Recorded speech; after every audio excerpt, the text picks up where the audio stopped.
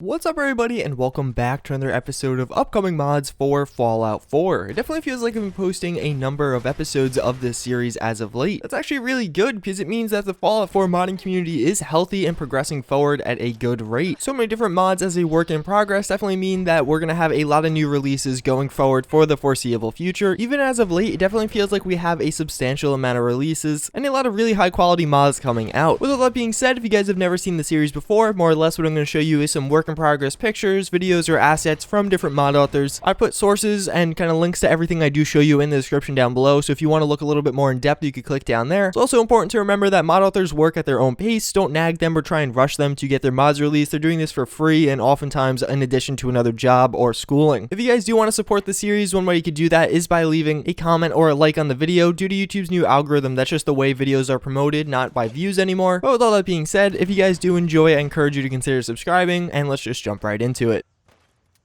So up first, we do have the MK14 EBR. Obviously, this is already a released mod. You've probably seen it time and time again, but we're actually getting a quote-unquote mid-season update for the mod. So it's going to be revamping some things, adding some new features, and all around making the gun all that much better. So with the features listed in this post, it does seem like we're going to get a new shorter barrel, even shorter than the original short barrel, and then two new scopes for the gun, one being iron sights, while the other one actually being a practical full-length scope. In my eyes, one of the best implementations of the see-through scopes framework is in the MK14 EBR. The scopes on this mod are just extremely satisfying to use, and they look and feel what I would imagine is very realistic. This mod has been out for a very long time, and it's awesome to see it continuing to be updated. It obviously is going to be one of the best weapon mods for Fallout 4 right now. We had one major update as of late that actually added in a ton of new animations and even some custom sounds for the gun, and now it seems like we're also going to be getting some new sights, scopes, a new holographic, as well as even an update to some of the different textures. So a big shout out to DAZZERFONG. It's awesome to see mod authors continuing to support and work on their mods, making them really what I would imagine is perfect.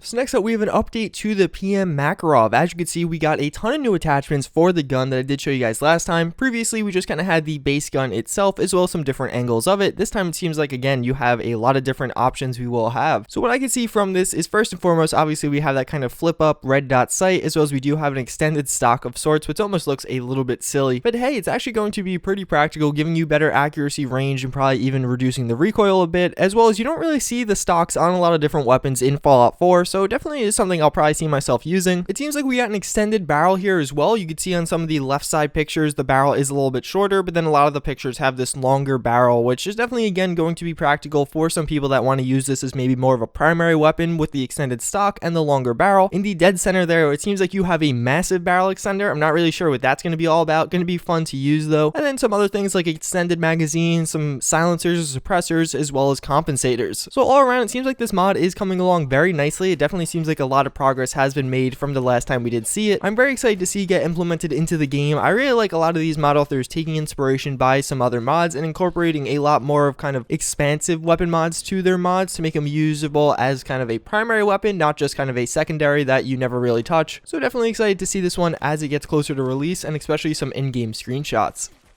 So next up, we have the NORA companion. I'm actually going to be using a video from the guy's channel, so I'm going to have that linked in the description down below. Regardless, what this mod is going to do is add in, as you may have guessed, a NORA companion, so that being your wife in Fallout 4. In the typical playthrough, she does get killed, you watch her die, and then as you come out of your cryo sleep, you'll see her dead body laying there. Well, that's not going to be the case with this mod installed. It seems like now she's actually going to have escaped and used a stim-pack to heal herself. So then as you leave the vault, you're going to get a little quest to go find NORA, and then upon finding her, well, she's just right by Red Rocket, and then I imagine there's going to be a little bit more work through, and then you have NORA as your companion. One thing that's really cool is she is fully voiced, so that's in the sense that the mod author is taking a lot of the female protagonist lines and applying them to NORA. So if you choose to play as a female in Fallout 4, it's going to just use the lines that NORA would have been using. If you play as a male, obviously it'd be flip-flop. He kind of worked around a lot of these and cut out certain pieces to make it work with some of the different dialogue, and it actually sounds a little bit glitchy, but I think it sounds really good, and it's going to really bring this mod to a much higher level. Even in the background video, he spends a lot of time talking to her, and again, that's going to take a lot of time and effort from him to get all these to work together and align properly. It definitely seems like a very cool mod. We've had some different renditions of attempts at a mod like this in the past, but it definitely seems like this one may be one of the best.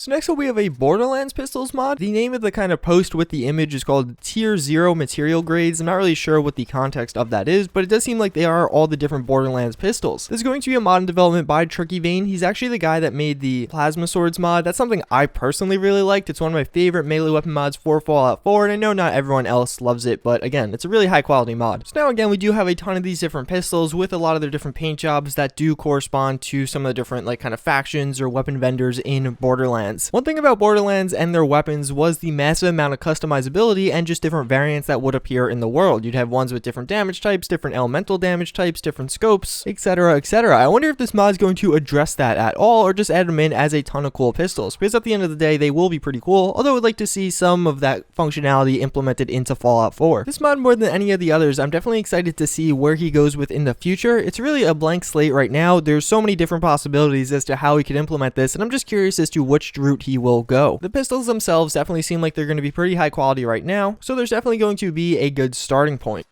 So last but certainly not least, we have a more complete as well as a textured version of the Submersible Power Armor Redux. This is again a mod by Sovereign Walrus. It's going to be kind of a Redux version of his Bioshock inspired Submersible Power Armor. As you can see based on these images, it does look extremely high quality. Obviously we have the pants now and a lot of the body structure, which we were lacking before, but all around it looks very cool, especially that tank on the back with all the textures. It just looks like it's going to be a very high quality mod. I'm extremely excited to see it in game. I believe that this very easily can become one of the coolest and just really most iconic power armor mods for Fallout 4 right now, simply because of how different it is. So many of the power armors we have are kind of just armors with a little bit differences in models and some different texture changes. This is the first power armor that looks genuinely different. If you put this next to something like the XO1 or T60, it's going to look like a totally different armor or really just a totally different frame. The Navi power armor is the only mod I can think of that almost does this, but not on the level or scale that this Submersible Power Armor Redux is going to be attempting. So I'm definitely again excited to see where it goes in the future. That's pretty much going to wrap it up for this episode of upcoming mods. Hopefully you guys did enjoy. Let me know in the comments down below what your favorite of the list was, and also if you watched through this point in the video, let me know by commenting Camelback down below. As always, I thank you guys for watching again, and I hope to see you guys all next time. Later.